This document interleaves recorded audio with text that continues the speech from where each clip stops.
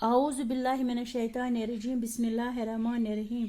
अस्सलामु अलैकुम वरहमतुल्लाहि वबरकातुहू। आज मैं चौथी जमात का उर्दू पढ़ाने जा रही हूँ, जिसका सबक है ताजमहल।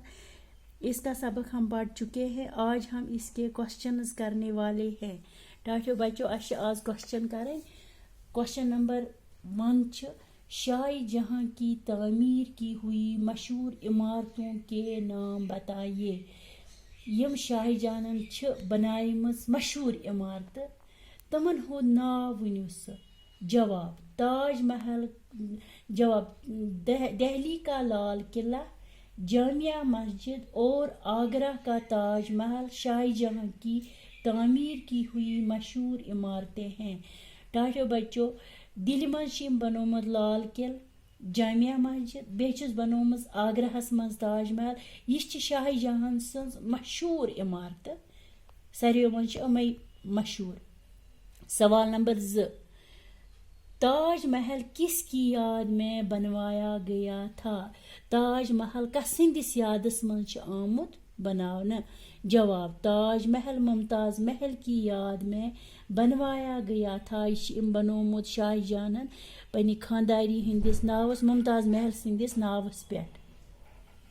सवाल नंबर 3 ताज महल किस शहर में है। यह कत शहरस मज छ। जवाब ताज महल आगरा शहर में वाक़ा है।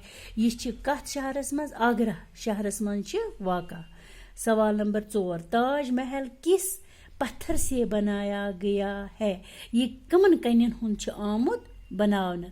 जवाब ताज महल संगी मरमर के पत्थरों से बनाया गया है।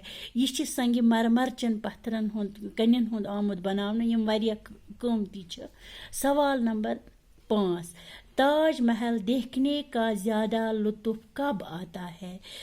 टाठियो बच्चों यह वना ताज महल किम वक्त ज्यादा वुचनस मज तथ मज वुचनस मगर ज्यादा किम वक्त मज वुचनस। जवाब लिखा ताज महल देखने का ज्यादा लुत्फ चांदनी रातों में आता है। यह मज वुचनस मगर किम वक्त ज्यादा मज येलि आसान फुल जोन चांदनी रात फुल जोन तथ मज वारिया मज वुचन। तो खुदा हाफिज।